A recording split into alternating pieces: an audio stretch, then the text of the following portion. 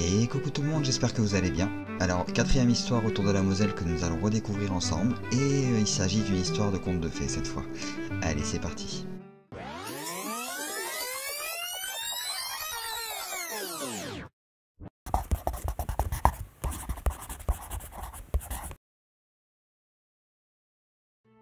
Je vous propose de nous tourner vers un peu plus de féerie, car oui, nous allons parler de fées. Comme partout ailleurs en France, il y en a eu aussi dans l'Est, et elles se sont fait connaître dans les alentours de Roubaix, plus précisément dans la forêt non loin de la ville.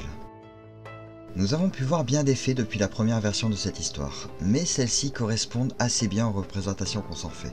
Petites, volantes telles des libellules, brillantes comme des lucioles et espiègles comme on les connaît.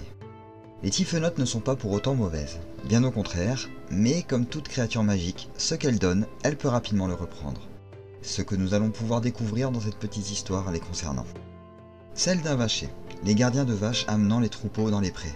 Pourtant, celui de notre histoire aura une surprise de taille, car un jour qu'il était justement au pré, en bordure de forêt, il vit sortir une vache particulièrement majestueuse. L'homme prit donc soin de la bête, comme de toutes les autres à sa charge, et le soir venu, l'animal repartit dans les bois. Ce fut le lendemain qu'il tomba des nues, car elle était de retour, chargée de sacs remplis d'or à l'intention du vacher. L'homme prit de nouveau soin de l'animal et le manège dura un bon moment. Chaque jour, elle revenait, il s'en occupait, et elle revenait le lendemain avec un remerciement à la hauteur de ses services. Pourtant, cela ne pouvait pas durer éternellement. Car, trop curieux de savoir d'où elle venait, il décida de suivre l'animal un soir. S'aventurant dans les bois hors de sa vue, très profondément dans la forêt, il finit par tomber sur une grotte, celle des fameuses Typhenotes, qui ne le prirent pas très bien. En effet, elles chassèrent l'intrus, et dès lors, jamais la vache ne revint dans le pré. Le pacte tacite brisé, l'homme réalisa bien vite que la vengeance des fées était encore pire lorsqu'il découvrit que tout son troupeau avait disparu, et chez lui, plus d'or non plus. Ainsi voilà comment les Typhenotes récompensent la curiosité mal placée.